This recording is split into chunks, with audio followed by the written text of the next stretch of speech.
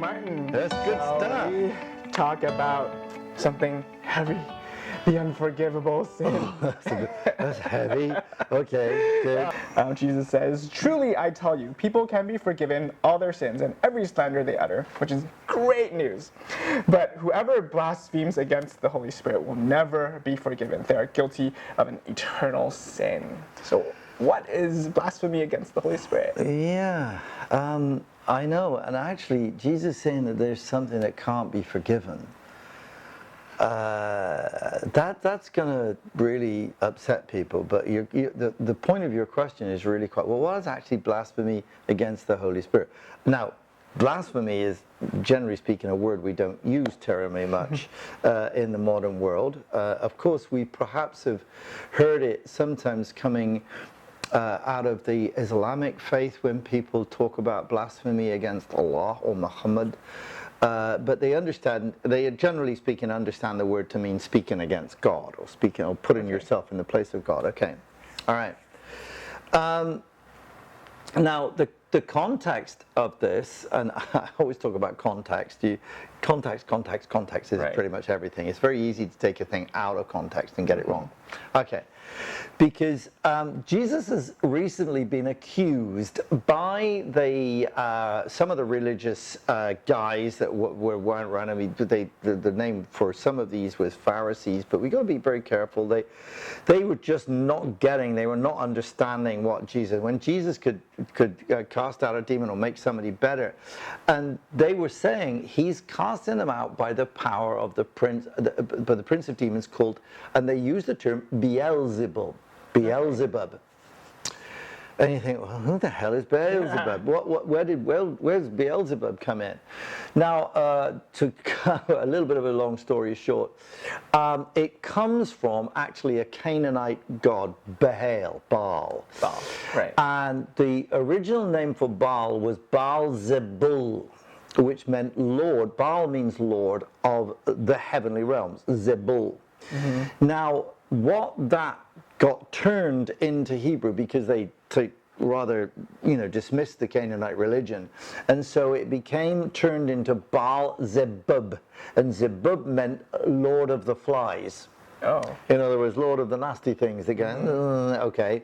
So it was a derogatory term. It became a derogatory term. Now, somewhere between that, now it goes way back into about 600-700 years before Jesus. But by the time we get to the time of Jesus, it had become a parallel name for the Satan, or Hasatan, or Satan, whichever way you want to lose it. Mm-hmm. So in other words, the prince of darkness, the figure of evil. Okay. So what they'd done is they'd attributed Jesus' work to the work of evil. Mm-hmm. Now, what Jesus is effectively saying is, look, you can be rude about me if you want. You can, because I'm standing before you, you can say things about me, and that'll be forgiven. But if you start attributing the work of God to the work of Satan, mm-hmm. because casting out demons was a work of God, and what they were saying was there's some sort of collaboration. You're working along with Satan to make you look good. And Jesus says, that doesn't make any sense. A house divided against itself, a kingdom divided against itself, family divided, that will fall. Division doesn't make things stronger. Don't be silly. It doesn't work. He was pointing out how stupid their argument was. But this is the harsh point, and this is the sticking point, which you quite rightly point out. What is an unforgivable sin, and what's blaspheming the Holy Spirit? The Spirit of God, or the Holy Spirit, is the power of God at work. Mm-hmm. And what Jesus is saying is, if you attribute the work of the Spirit of God to the work of the spirit of Satan, you've made yourself unforgivable. Right. Because you have determined that this is evil. Mm-hmm. In other words, if you've turned the truth on its head, then you've distorted your eyes so much that you render yourself unforgivable.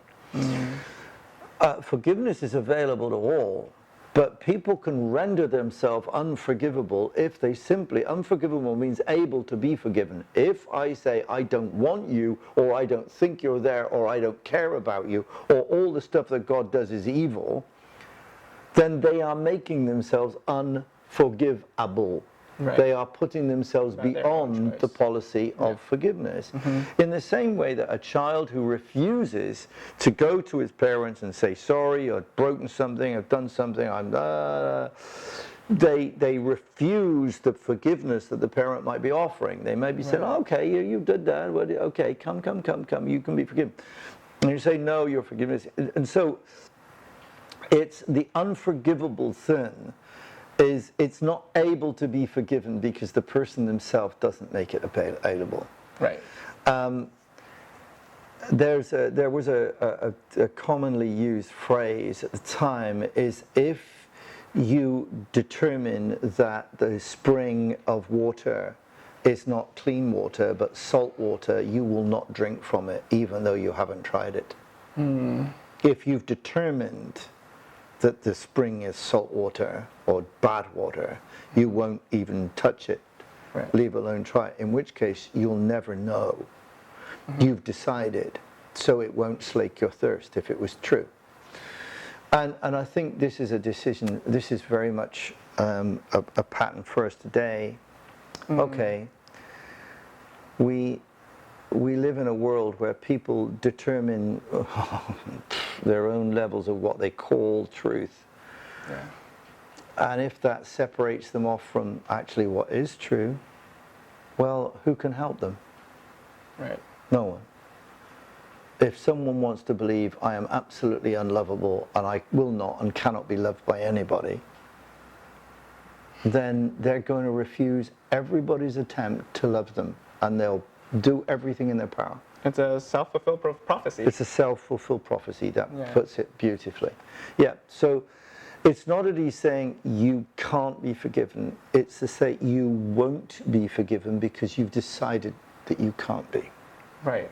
So this is basically Jesus telling us, do not reject him. Otherwise, you'll bring upon yourself eternal condemnation. Well, if people start calling the work of God the work of Satan, then you've clearly lost sight of what God is.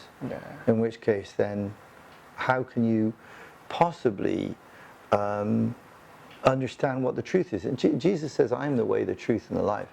When he talks about truth, he doesn't talk about truth, your truth, somebody else's truth, the Jewish truth, Gentile truth. He says, I am the truth, and the truth will set you free. And people who deny that must ultimately bear the consequences of that denial. Yes. Okay? Great. Thank you for clarifying that one. Okay. Well, I hope these have been useful.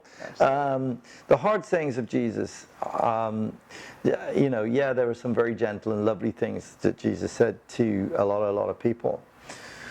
Interestingly, the gentlest things he said to people were always to the people who needed gentle sayings most, i.e. people who were sinners, just in the bad, in the gutter, people who were prostitutes, people who were rejected by everybody else. Funnily enough, the words of kindness that Jesus had were for the people that nobody else was kind to. The words where he's really harsh and really strong and really, really challenging were to the people who thought they were good enough. They were already fine, the self-righteous, if you wish. So it's admonition and correction. Yeah. Okay. Thank you, Brian. Thank you. Thank you. This.